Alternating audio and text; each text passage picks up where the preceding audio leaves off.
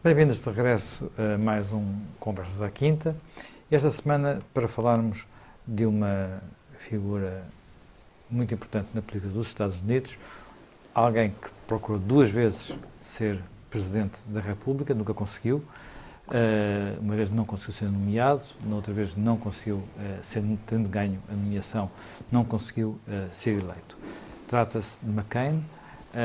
Ele morreu faz, enfim, no princípio, no final de agosto, e suscitou uma espécie de unanimidade.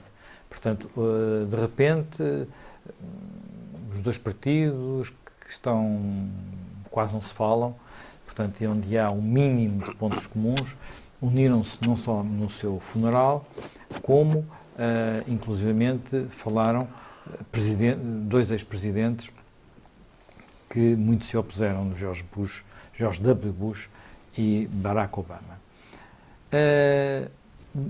McCain era uma figura muito particular porque era um político pouco comum, quer pela sua história, ele não começou na política, começou como uma carreira militar, quer pela forma como ele desalinhava frequentemente com o partido que representava, que eram os republicanos.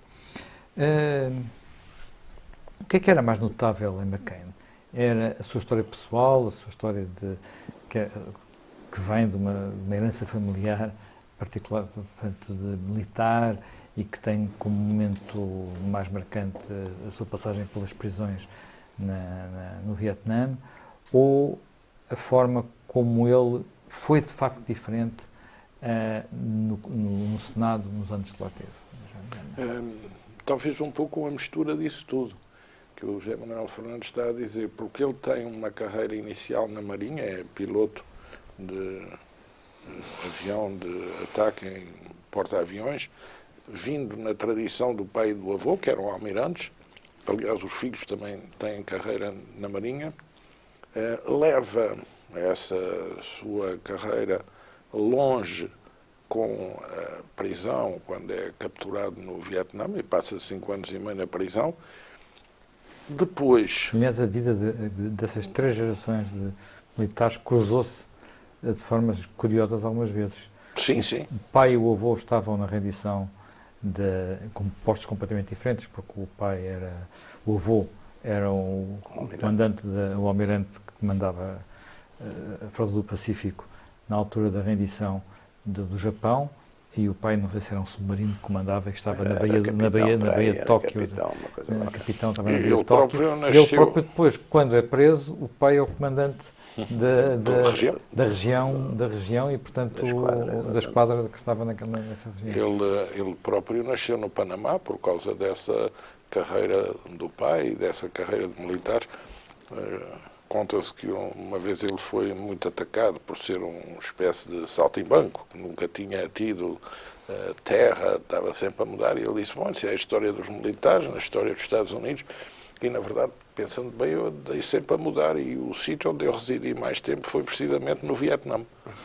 O que de certo... Na prisão. Bastante, o adversário. Hanoi Hilton. Agora, ele, temos que ver, salta da carreira militar para uma carreira política porque ele não tem hipótese de progressão na carreira militar. Ele não tem a hipótese de ser promovido a almirante porque nunca teve o desempenho de um grande comando. E era muito mau aluno, quer dizer, dos últimos não era mau da escala. aluno. Mas teve problemas de disciplina. Sim, porque ele já tinha esse espírito independente e rebelde, e, portanto, havia sempre um cenas certo de pancadaria, protesto cenas de com coisas, as autoridades do comando respectivo, e, portanto, essa característica da sua personalidade já se fazia aí sentir. Na política isso é mais absorvível do que na estrutura militar. Mas, digamos, a circunstância de ele não poder ser almirante leva-o a derivar para uma carreira política e, sobretudo, tem a sorte no segundo casamento ter um sogro rico. E isso é o que lhe permite lançar-se no Arizona, herdando a posição política de Barry Goldwater no campo republicano. Ele começou por ser assessor militar. Também foi, no seu tempo, um Sim. uma figura fora Sim, fora do baralho. Fora do baralho. Sim. E também não tão conservador como por vezes dizia. Como foi vendido. Enfim, também teve a ver muito com o momento que ele concorreu, que é 1964, e com a grande derrota que teve face ao Johnson. Portanto, é uma coisa muito particular. O McCain até pode vir a ter seduzido por uma carreira política, porque durante algum tempo ele foi assessor, ainda como militar, assessor no Congresso. E isso deu-lhe esse contacto. Depois começa no Arizona, ele faz 2 mandatos na Câmara dos Representantes e depois é senador durante 30 anos. Ele é um republicano tradicional, digamos, um republicano que não tem a ver com estes republicanos do Tea Party, que aliás o atacaram sempre imenso e que aliás também fizeram com que ele algumas vezes tivesse que fazer adaptações políticas a esse novo contexto do eleitorado americano. Na escolha da sua... Da Palin, sim, de que ele se arrependeu imenso. Aliás, não foi só o Trump que ele proibiu de estar presente no enterro, foi também a Sarah Palin. Essa dupla estava impedida de comparecer às cerimónias. Mas o que depois mais caracteriza o McCain é ser assertivo e afirmativo, sólido em questões de segurança nacional, política externa, defesa. Ele é um grande crítico de Obama, mas também já tinha sido crítico da forma como o próprio George W. Bush tinha conduzido certos aspectos da política externa e também muito dedicado a questões de comércio e muito dedicado a questões da proteção do jogo no Arizona. McCain não é também um santo. McCain não sei se tem, quando chega àqueles lugares. McCain tem uma agenda política bem construída e bem trabalhada. E depois tem uma característica que é talvez a que mais o populariza. Além da questão de ter sido prisioneiro, é a questão de ele ser um Maverick. Maverick pode ser o nome de uma viatura forte, pode ser o nome de um míssil ar terra, mas Maverick é o quê? Maverick é o cavalo que não tem o ferrete de nenhum dono.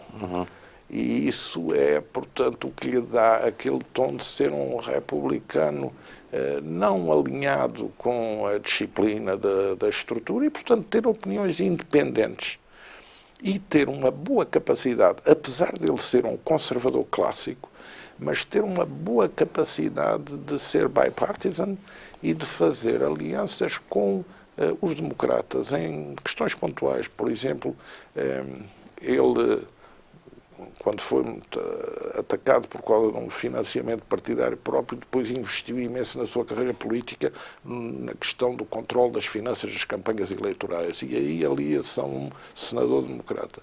Depois tem muita relação com o Lieberman. Muita relação em matérias de comércio. É um bocado que agora é independente e que fazia muita ponte com ele. E também nas questões da imigração com Edward Kennedy. Portanto, há uma tradição interessante. Por exemplo, ele era presidente do Instituto Internacional dos Republicanos, em Madeleine Albright, do National Democratic Institute. E eu sei que se davam bem, porque eles discutiam no Congresso os financiamentos dessas duas instituições e tinham uma boa relação no tratamento dessas questões.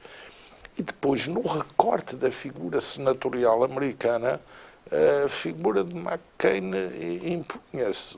Há um certo modelo de tradição do que é o senador nos Estados Unidos, uma espécie de aristocracia republicana, um pariato dos Estados Unidos, e ele prefigurava bem essa imagem. E por isso as cerimónias fúnebres dele foram cerimónias que renderam a homenagem ao combatente, porque ele acabou por ter as homenagens em Anápolis, às duas religiões com as quais ele simpatizava, a Confissão Episcopal e depois, sem ser membro, a Igreja Batista, teve, digamos, funerais nos dois ritos religiosos, e depois uma homenagem do Washington institucional.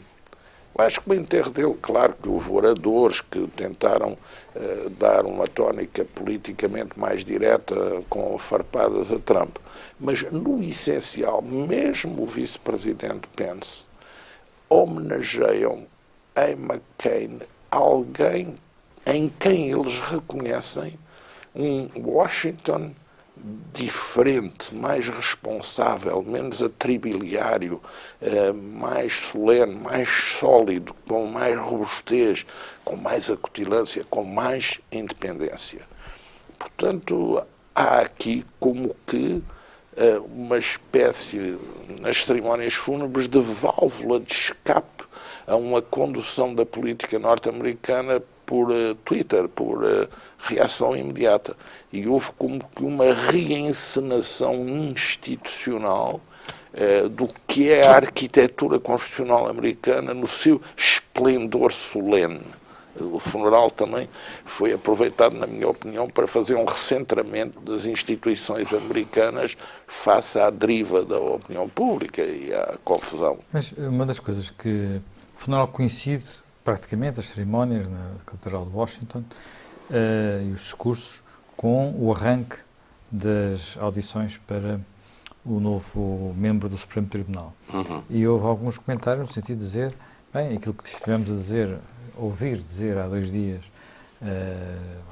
há 48 horas, elogiar a capacidade dos 2 partidos trabalharem em conjunto, na prática é a conversa, porque estamos agora aqui no Senado de novo e as coisas estão exatamente como estavam antes. Portanto, há uma separação aparentemente cada vez maior entre os 2 partidos e uma cada vez maior impossibilidade de construir pontes. Acha que isso é um destino... quer dizer, houve 2 mensagens daquele funeral. Não é? Podemos dizer que uma mensagem foi esta e a outra, em boa parte, foi uma mensagem mais virada para fora. Dizem que o grande discurso foi o de Henry Kissinger, que foi um discurso muito acutilante. Qual é a ideia que tem da capacidade daquele... Vamos ver. Nestas a gente seguindo o itinerário, a vida, a biografia do John McCain tem várias características que são, aliás, consagradas muito na tradição, quer dizer, cada povo, no fundo, tem uma tradição também dos seus heróis e também dos seus vilões, quer dizer, há umas figuras típicas de um lado e do outro, não é? Nesse aspecto. E os Estados Unidos, no século XX, têm, de facto, também os seus heróis, não é? Têm os seus heróis políticos, têm os seus heróis militares, têm os seus heróis... Numa dada altura, o grande herói americano, por exemplo, é o Charles Lindbergh, não é? É a grande figura depois da travessia do Atlântico, que tem depois uma deriva política que não é propriamente essa, exatamente. Portanto, são coisas... Não, mas o movimento que o Lindbergh queria, enfim, dos seus aderentes na época, estão, por exemplo, 2 futuros presidentes dos Estados Unidos, ainda jovens estudantes. Um é o John Kennedy e o outro é o Gerald Ford. Quer dizer, há uma série de gente. Portanto, essas coisas todas têm que ser vistas também num certo enquadramento histórico. De facto, o McCain, no que tem de mais relevante no seu, digamos, a plataforma de lançamento para a política, é de facto essa constância no sacrifício e na dificuldade, não é? Portanto, ele é feito prisioneiro, é maltratado, é torturado, poderia com certeza, enfim, se tivesse feito uma declaração pública de ralliement, ou aproveitando-se até do seu, enfim, de ser filho de quem era, poderia ter tido um tratamento de preferência. Houve essa coisa concreta. Houve essa coisa concreta. Os vietnamitas propuseram o pai não aceitou, e ele depois agradeceu ao pai não ter aceito. Portanto, esses atos, que são coisas que, infelizmente, hoje em dia são muito pouco vulgares, exatamente nas classes políticas e noutras, portanto, é evidente que isso dá um destaque, e um destaque merecido, não é? Esse é um ponto. O comandante da prisão, o vietnamita, fez-lhe um grande elogio. e mandou condolências à família, dizendo que ele tinha tido uma conduta e tinha apreciado nele a conduta vertical, e depois também ele com Kerry o papel que tiveram na reconciliação dos Estados Unidos com o Vietnã. Exato, depois teve. Coronel da prisão do Hilton Hanoi. Bom, mas isso também nós sabemos por experiência.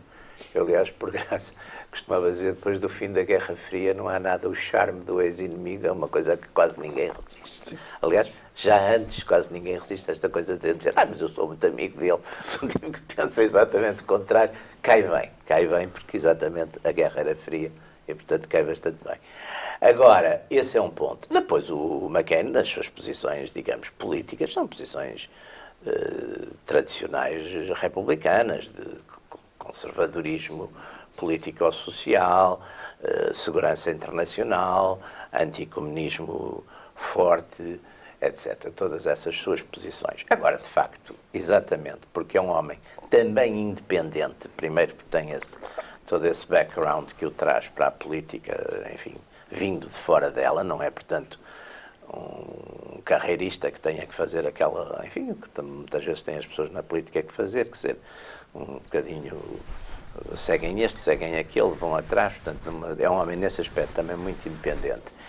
E isso também penso que o levou, e exatamente, há umas pessoas também a que se dá exatamente esse estatuto e que se podem permitir fazer esse tipo de coisas, as tais alianças, aliás, nos Estados Unidos houve sempre alguma tradição, e o próprio, estávamos a falar aqui do Barry Goldwater, e ele próprio também teve posições dessas, portanto, embora sendo um símbolo, e foi de facto uma figura importantíssima na renovação do conservadorismo americano, porque no fundo as ideias dele foram derrotadas em 64, são as ideias que depois triunfam em 80 com Reagan, não é?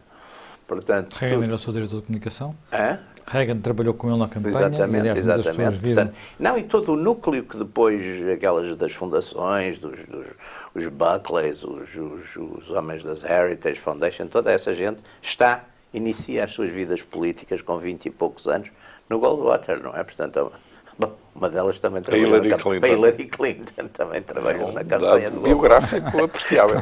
Também por lá passou.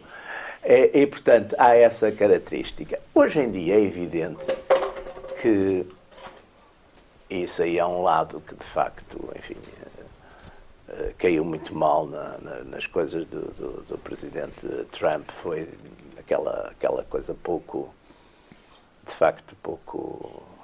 elegante, para além de mais, para não dizer outra coisa, quando diz que não gosta de ir. Para ele, heróis que se deixam capturar não são heróis, quer dizer, foi uma coisa que feriu profundamente, porque a ideia de desligar, quer dizer, é uma ideia de transferir para a vida militar e para a vida política e para a vida da comunidade, uma coisa que, está bem, talvez valha na vida dos negócios, mas que não é propriamente a mesma ética nem os mesmos valores.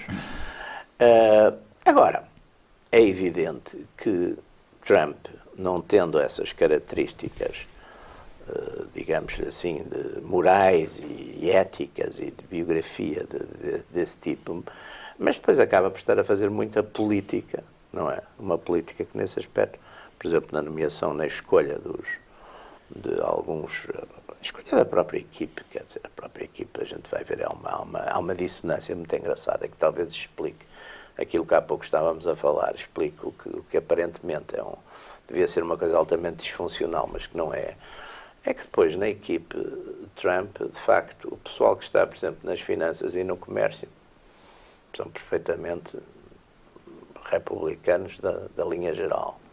O general Mattis também, enfim, é também uma figura, nesse aspecto também, mais ou menos indiscutível. E na nomeação agora, exatamente, para o Supremo de um juiz conservador, que, portanto, irá ser, pelo sistema americano, e pelas idades médias e de retirada dos atuais juízes, a morte dos atuais membros do Supremo, vai manter ali, de facto, naturalmente, uma espécie de hegemonia conservadora no Supremo Tribunal por muito tempo, não é? Mesmo para além do desaparecimento do próprio Trump.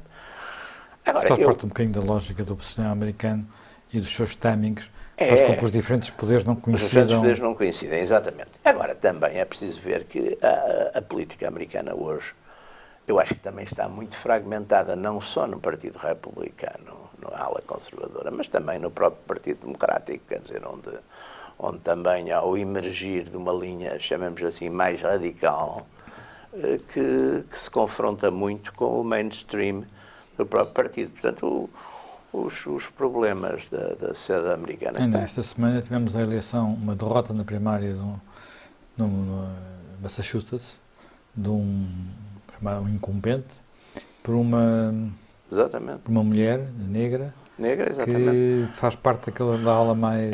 Porque as radicalizações, eu acho que é muito curioso, as radicalizações, quer dizer, as simetrias políticas são muito curiosas, porque normalmente uma das características, por exemplo, dos movimentos radicais, é que às vezes podem não determinar a hegemonia no seu próprio campo, mas podem determinar, de certo modo, a hegemonia no campo contrário dos grupos também radicais. A gente tem um caso, que para mim é o caso mais paradigmático, e que pode virar, enfim, em circunstâncias totalmente diferentes, que é a Palestina e as questões entre a radicalização. É que na Palestina são os radicais que têm a palavra, sempre. Até porque há uma espécie de autoalimentação, não é? Que fazem, por um lado, os grupos, como, enfim, do atual primeiro-ministro de Israel, mas, por outro lado, isso também corresponde e legitima, de certo modo, a ascendência dos radicais no outro lado. Ou seja, esse tipo de movimentos, e também para acabar agora na questão de McCain, é evidente que a política e a vida política também aspira sempre a uma espécie de trégua, como durante a Grande Guerra se começou a fazer espontaneamente a trégua de Natal. A vida política também gosta deste tipo de tréguas, que é unir-se à volta de uma figura que, pelas suas qualidades pessoais, pela sua coerência, por virtudes que normalmente até não se encontram, talvez hoje, muito vulgarizadas na vida política, se tornam, por um lado, tornam-se ao contrário de um bode expiatório, quer dizer, é uma espécie de anjo expiatório, é uma figura que se torna consensual, e McCain tinha muitos inimigos, até porque normalmente era um político de combate, era um político que recorria muitas vezes à agressão, enfim, intelectual e retórica, mas até à própria agressão física, quer dizer, portanto, não era um homem que tivesse, que deixasse de ter também fortes amigos e fortes inimigos. Portanto, eu penso que é também nesta luz, nesta conjuntura, que a gente deve olhar para a situação. Agora, isso não vai, com certeza, interromper, quer dizer, quer a fragmentação, quer o conflito, que neste momento dominam, de facto, muito a sociedade americana, porque há, e têm raízes em temas, enfim, são quentes, temas de imigração, de identidade, a própria crise do famoso melting pot, tudo isso é evidente que tem que ter repercussões fortes. E, portanto, este momento de união e unidade à volta de uma figura, enfim, sem dúvida, carismática por todas as razões, não deve ocultar esse pano de fundo de conflito. Esse pano de fundo de conflito é alimentado também pelo próprio mecanismo dos partidos, o facto de ter sido, de eles estarem dependentes de primárias, nas primárias mobilizarem sobretudo as alas mais radicalizadas, disso, inclusivamente, hoje já não ser só um fenómeno dos Estados Unidos, começar a ser exportado para a Europa e ter permitido fenómenos como, por exemplo, do Partido Trabalhista inglês, não é? Portanto, esta evolução vai tornar mais difícil encontrar políticos. Enfim, McCain era uma figura, era o maverick dos republicanos, mas o próprio Joe Lieberman, que alinhava com os democratas, acabou por ficar também uma espécie de pária em termos de posição no Senado. Isto apesar da retórica da Catedral, isto é uma fatalidade. Bom, o sistema político dos Estados Unidos Eu acho que está baseado em 3 coisas. Em primeiro lugar, para eleições, é um sistema de single seat. Porque o Senado é um single seat grande e a Câmara dos Representantes é um single seat em que, digamos, proporcionalmente à população em cada Estado, há círculos eleitorais uninominais. Portanto, isto tem logo aqui o efeito de favorecer fortemente 2 partidos. E de impedir, mas de impedir a entrada de novos protagonistas e de impedir também muito a afirmação ou a entrada de independentes. Segunda convicção da política americana é a de não ser o Estado nem as entidades públicas a financiar a atividade política, mas sim os próprios cidadãos, com a complexidade que há uns cidadãos que podem financiar mais e outros menos, e, portanto, com a necessidade de introduzir mecanismos de controle para que também a atividade política e os agentes políticos não sejam capturados por aqueles que detêm mais meios financeiros. É uma grande discussão da política americana. E que podem tanto ser mas sem nunca abolir, como, por exemplo, já foram também os grandes sindicatos. Sim. E grupos de cidadãos e grupos feitos por network digital, etc. E também porque nos Estados Unidos há grandes fortunas que são do Partido Democrático. As grandes fortunas e o dinheiro não estão só no campo republicano. E se vir, toda a legislação... Não, aliás, a maioria, a Hillary Clinton tinha muito mais dinheiro que toda a legislação é feita no sentido de mitigar a dependência do financiador através da desocultação dos donativos, etc., mas nunca a de mudar para um sistema de financiamento público. Isso é uma coisa também que me parece fundamental no sistema americano. A terceira componente do sistema americano é a componente de que os partidos não são uma burocracia. E essa burocracia em circuito fechado, ao eleger os seus dirigentes, depois é que indica os candidatos às eleições, a nível local, a nível estadual, a nível federal. Mas para cada eleição, seja a que nível for, no fundo, os partidos que estão organizados mais como comitês têm uma burocracia residual mínima que organiza primárias.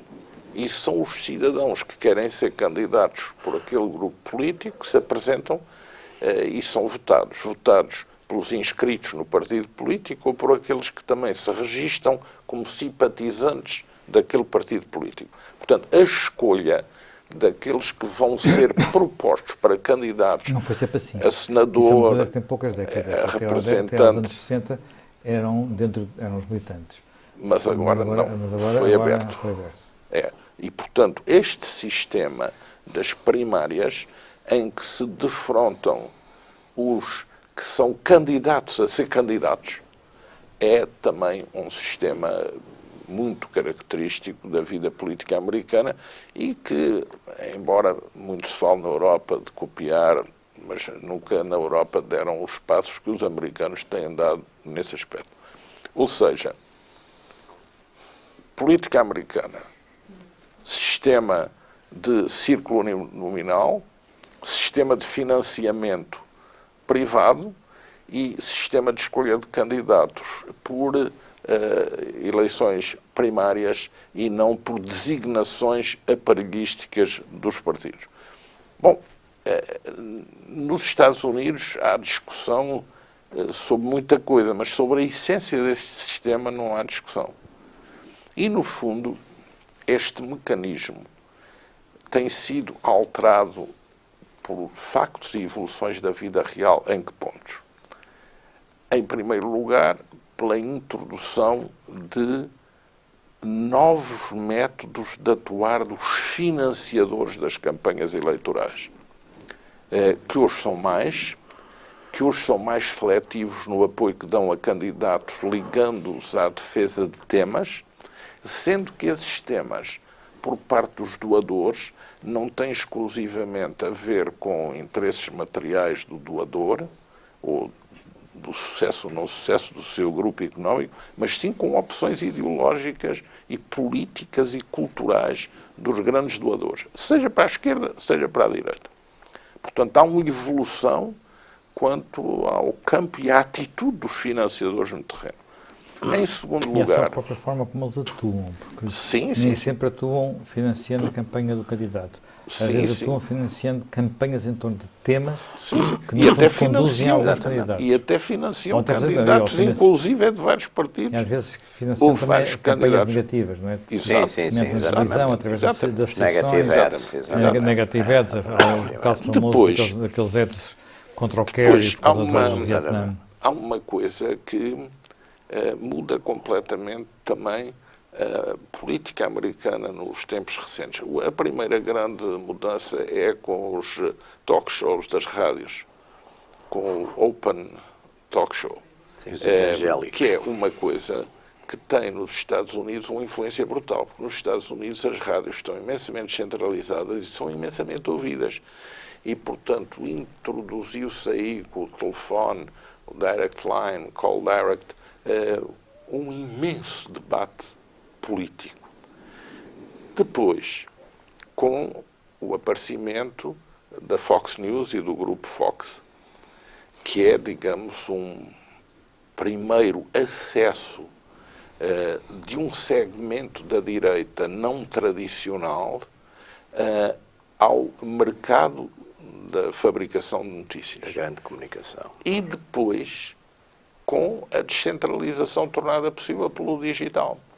E com a descentralização tornada possível pelo digital, os emissores de conteúdos políticos, de mensagens, de aproximação direta aos eleitores ganham imenso.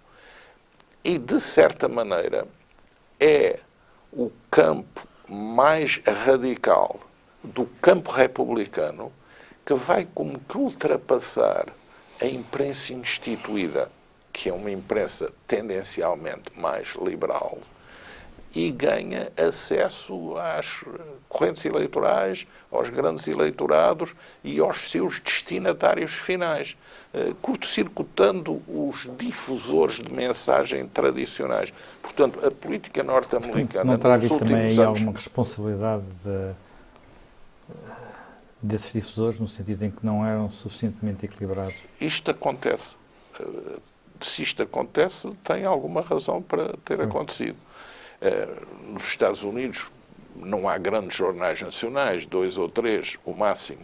Os jornais estaduais têm conteúdo político, os grandes jornais estaduais, mas depois os jornais locais misturam notícias tabloides com vida local e com uma aproximação diferente à realidade política, que tem muito a ver com o protagonismo direto dos mayors, do representante na Câmara dos Representantes ou no Senado do Estado e não a nível nacional. Portanto, essa janela é também uma janela que nos Estados Unidos ajuda a desconfigurar o que era, digamos, o inicial quadro em que as opções e a competição política se fabricavam, se produziam.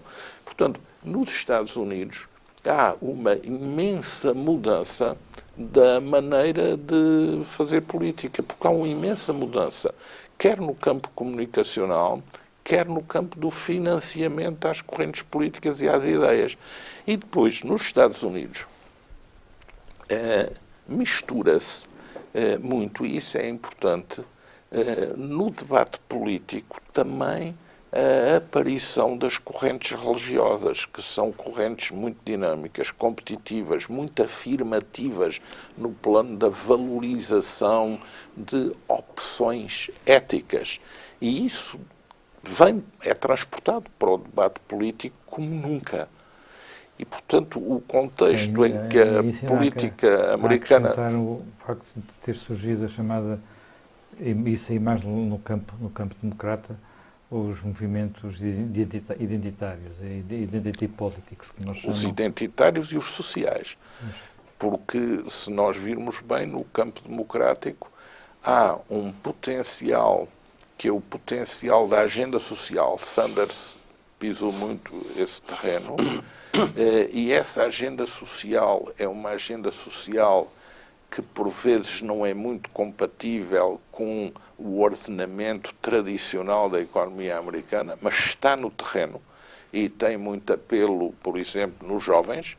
E, por outro lado, com as técnicas do marketing eleitoral a comandar muito da atividade política, a ideia de dirigir mensagens específicas para segmentos de uma sociedade que, nos Estados Unidos, é uma sociedade que tanto podemos classificar de plural como de dividida, porque é uma sociedade que tem a ver com os vários estratos da formação da população dos Estados Unidos, onde as questões da imigração são questões fundamentais. Daí, por exemplo, que Samuel Huntington, que tenha dedicado toda a sua vida a estudar problemas de segurança nacional, um dos últimos livros que tenha escrito seja um livro em que ele analisa ou considera o risco de perda da sociedade americana pelo conflito interétnico, intercultural, intercivilizacional a que os Estados Unidos assistem dentro de si. E, sobretudo, pela uma mudança do melting pot original de matriz anglo-saxónica e protestante, Sim. pela ideia dos latinos, que também são cristãos, mas são católicos ou evangélicos, ou daquela... Esse é o grande ponto que se coloca ao futuro da sociedade americana. Na medida em que... Até porque os dinamismos demográficos são diferentes também. Se quiser, por exemplo, qual a razão do sucesso de Obama, diferentemente de Hillary Clinton? É que Hillary Clinton não conseguiu construir uma narrativa palatável, consumível, porque era tal a ligação a mais práticas do passado com o desejo de atingir alvos específicos um por um, que depois a narrativa não tinha apelo. Obama construiu a história dele próprio como o negro que vai ser presidente dos Estados Unidos, que teve sucesso na universidade, na ascensão política, e que tem uma mensagem que redime os Estados Unidos perante o mundo, porque não nos esqueçamos também que vem depois de experiências de presidência confrontacionais, e os Estados Unidos, porventura, careciam e sentiam a necessidade de reajustar a sua relação no plano internacional, e Obama serviu para isso de forma extraordinária. Portanto, Obama constrói uma narrativa em que a pessoa, o candidato, o protagonismo tem um papel central. E isso não é bem o que é o Partido Democrático dos eleitorados segmentares. Foi aí uma inovação, que paradoxalmente se julgava que vinha mais pela esquerda do que Hillary Clinton. Mas, afinal, se vir, Hillary Clinton, estando ligada a uma máquina mais tradicional dos democratas, acaba por ficar prisioneira de uma política que é uma política mais divisiva e, portanto, insuscetível de gerar um apelo nacional para o Partido Democrático. E o Partido Democrático hoje tem a dificuldade de saber quem vai ser a sua nova liderança. Eu não excluiria que Obama fosse tentado a um regresso. E a forma correta, polite, extremamente cautelosa, como ele se posiciona em todos os atos públicos, não deixa excluir que isso possa acontecer. E ainda não se viu nenhum emergente também que seja capaz de desalojar o Partido Democrático do luto da derrota de Hillary Clinton e também da nostalgia não efetiva com Obama, porque Obama não dá também sinais de querer voltar a desempenhar um papel presidencial. Apesar de ele ter... Quer dizer, no fundo, o problema é que ele não conseguiu deixar a marca na história que gostaria de ter deixado. No sentido, quer deixar uma marca, é o primeiro presidente negro, mas não deixa a marca no sentido de mudança, deixou um país mais dividido do que estava quando ele lá chegou. Isso é que E isso é que é verdade, e isso de alguma forma permitiu a eleição de Trump. Mas agora, voltando um pouco aos republicanos e a McCain. Na área dos republicanos, os republicanos neste momento parecem rendidos a Trump. Não se vê que nas campanhas, se o Trump não intervém, se não vem apelar à sua base, eles não conseguem ser eleitos. Essa rendição é uma rendição oportunista ou começa a ser uma rendição também... Vamos ver, o trumpismo, vamos ver, há uma raiz, e eu acho que exatamente estes problemas das identidades, aliás, ainda muito recentemente, no último número do Foreign Affairs, o Fukuyama vem com essa questão das identidades. Eu acho que nós voltamos outra vez a um ciclo repetindo, aliás, enfim, é um clichê, mas os clichês valem o que valem, mas às vezes ajudam-nos até pela crítica que a gente pode fazer aos clichês, ajudam-nos um bocadinho a perceber as coisas, que o século XIX teria sido o século da liberdade, o século XX teria sido o século da igualdade e o século XXI é capaz de ser o século da identidade, porque eu acho que então a identidade não tinha a ver com os nacionalismos do século XIX? Exatamente. Não, mas é que isso, a questão é essa, é que o que houve um exacerbamento tão grande da globalização, da humanidade. A humanidade, aliás, o Fernando Pessoa nisso tinha muita razão quando dizia a humanidade é uma coisa muito grande, a gente precisa de intermediários entre a humanidade e nós próprios, quer dizer. E nesse aspecto as nações, que eram os tais intermédios, foram de tal modo desvalorizados por políticas, enfim, porque se caricaturou também um bocadinho, quer dizer, no fundo, as interpretações da história do século XX, em que o nacionalismo acabou por ser posto como, digamos, o paradigma do nacionalismo, foi um nacionalismo que foi, de certo modo, completamente irracional e fora dos conceitos tradicionais de nacionalismo. Foi o nacionalismo identitário e quase biológico da Alemanha Nacional Socialista. Quer dizer, tudo isso trouxe... O nacionalismo começa no século XIX, não é? Sim, claro, mas era um nacionalismo, aliás, aí até o nacionalismo à partida é de esquerda, é republicano, essas coisas todas. Quer dizer, é libertador. Começa a mudar, exatamente, contra os impérios, antigo-ancião regime, exatamente, tudo. Mas as pessoas que me descubram muito a história dos conceitos e normalmente acham que a vida começou quando eles começaram a perceber as coisas e a ler os jornais e a ver televisão, esquecem um bocadinho todas essas. E nós estamos neste momento, penso eu, e é o ponto, e a América talvez crucialmente seja o ponto mais interessante disso, até porque foi no fundo o grande agente, apesar de tudo também, da mundialização, da globalização, acabou por ser de facto os Estados Unidos, quer dizer, sem dúvida, por razões mais diversas, desde razões no pós-guerra, as razões da confrontação com a ameaça comunista, até aos próprios interesses comerciais e financeiros dos Estados Unidos, até às próprias condições dos Estados Unidos como grande potência marítima e também militar. Portanto, foram os grandes agentes disso. E, a partir de um certo momento, essa globalização que se tornou, em meu entender, acabou por recriar condições do capitalismo selvagem do século XIX, quer dizer, acabou por criar condições de grande resistência nos povos e com uma coisa muito curiosa, e é por isso que eu penso que é nos Estados Unidos e na Europa que também estamos a ver isso muito forte, é que uma parte dessas vítimas, das colaterais dessa globalização, acabam por ser as classes trabalhadoras, sem dúvida, dos Estados Unidos e da Europa, e as próprias classes trabalhadoras, que, apesar de tudo, estão um bocadinho, de certo modo, em extinção, porque exatamente a indústria desapareceu destas áreas. Mas também as próprias classes médias, onde deixa de haver carreiras, etc.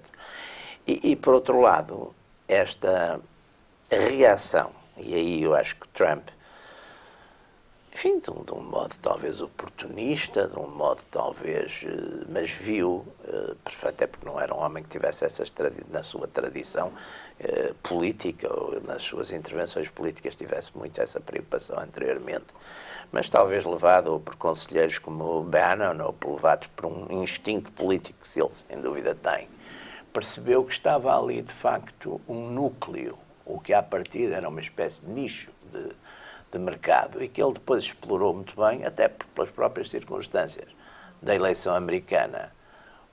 Os outros estavam de tal modo partidos e divididos que o Trump praticamente, pelo tal sistema de ser a maior minoria, acabou por ganhar. Sim, ganhou por ganhar não nos podemos esquecer. Eram 12 ou 13 ou 14 nomeação ou 15, era ele, um. E depois os outros pensavam todos mais ou menos a mesma coisa e dividiam. E portanto, nunca fizeram, mataram-se uns aos outros. E ele depois, exatamente como vem de fora, tinha técnicas também um bocadinho destruidoras, porque eram completamente não convencionais na política americana, técnicas de agressão quase pessoal, ideológica, etc. E, portanto, acaba por ser isto que é hoje nos Estados Unidos. É, de facto, a geografia eleitoral americana. É o Sul, desde 65, desde a votação por Johnson, desde a aprovação por Johnson da Lei dos Direitos de Filhos, o Sul passou a ser republicano. É o Midwest, que sempre foi mais ou menos republicano, com uma ou duas exceções. E é depois, de facto, o Nordeste decadente industrial, onde ele vai buscar. Aí é que o novo é o Rust Belt, digamos. É o Rust Belt. Portanto, ele com essa parte é que é nova. Ele com essa conjugação que... Não é totalmente, completamente nova, porque de alguma forma o Reagan já tinha começado a entrar aí. Não, o Reagan tinha entrado aí com os chamados Reagan Democrats. O Reagan em 84 ganhou em todos, quer dizer, esmagadoramente. Enfim, ele ganhou em todos, mas em 80 ele criou uma base que era o chamado Reagan Democrats. Democrats que tinham uma preocupação social, que era uma coisa que não existia muito nos republicanos tradicionais. Eleitores rednecks, que era uma coisa que não tinha. E, portanto, uma gente que também, ali os dos Apalaches e tudo isso, quer dizer, que é uma gente que também se sentia socialmente excluída e até intelectualmente marginalizada por aquilo que, no fundo, era um bocadinho a classe intelectual e mediática dos Estados Unidos. Portanto, com uma grande ligação também, de facto, um bocadinho ao tal grande capital. E essa gente sente-se um bocado marginalizada e vê no Trump, exatamente até por alguns aspectos básicos e primitivos do próprio discurso do Trump, que é um orador, é um retórico nesse aspecto fantástico, não é? Porque tem mensagens, coisas muito simples e muito diretas e que muita gente pensa e não se atreve a dizer em voz alta. Portanto, ele explora isso, ele consegue isso e, de certo modo, o Partido Republicano também não tem alternativas, porque os neoconservadores, quer dizer, ficaram completamente ligados. É preciso ver que houve aqui coisas que liquidaram algumas causas. Por exemplo, o mau sucesso das guerras do Afeganistão e do Iraque, não é? Foi uma das coisas que, de facto, contribuiu muito para o sucesso de Trump, não é? E para esse nacionalismo, no sentido até um bocadinho restritivo, de dizer a América está primeiro e nós não vamos mandar os nossos filhos ou os nossos soldados morrerem, os rapazes morrerem para impor uma democracia no Afeganistão que nem sequer é um país. Quer dizer, o Afeganistão é uma manta de retalhos tribal, continua sempre a sê-lo. Quer dizer, e percebe-se, embora já não haja o drafting, não é? Embora já não haja serviço militar obrigatório nos Estados Unidos, mas percebe-se perfeitamente que haja uma certa revolta de dizer, mas o que é que nós estamos a fazer no Afeganistão, que nem sequer é um país, para impor uma democracia no Afeganistão com um presidente como era o Karzai, que a maior parte do tempo nem sequer vivia no Afeganistão. Quer dizer, depois há umas coisas absurdas que as pessoas vão sabendo. A guerra do Iraque foi uma coisa que também correu muito mal nesse aspecto. E, portanto, a reação, eu acho que nós estamos sobretudo num tempo de reação ao que está. E a reação ao que está pega no que aparece, quer dizer, pode pegar no Trump, como pegou na Inglaterra, pode pegar no Corbyn, como pode pegar na Marine Le Pen, como pode pegar num tipo que surja de extrema esquerda a dizer umas coisas também que calhem bem na cabeça. Portanto, estamos num tempo de rejeição E a América também sofre disso, até porque a América, apesar de tudo, por um conjunto de circunstâncias, tem mais liberdade, tem mais pluralismo, tem mais tudo. E, portanto, aí manifestam-se ao vivo muito mais estas tensões e estas tendências. Bem, nós até já passámos um pouco do nosso tempo habitual. Começámos com John McCain, com a recordação desse político fora do comum, mas acabamos por falar muito do que é hoje a política de um país muito dividido e de um mundo também bastante dividido, porque isto não está longe de ser apenas um problema dos Estados Unidos. Reencontramos-nos dentro de uma semana.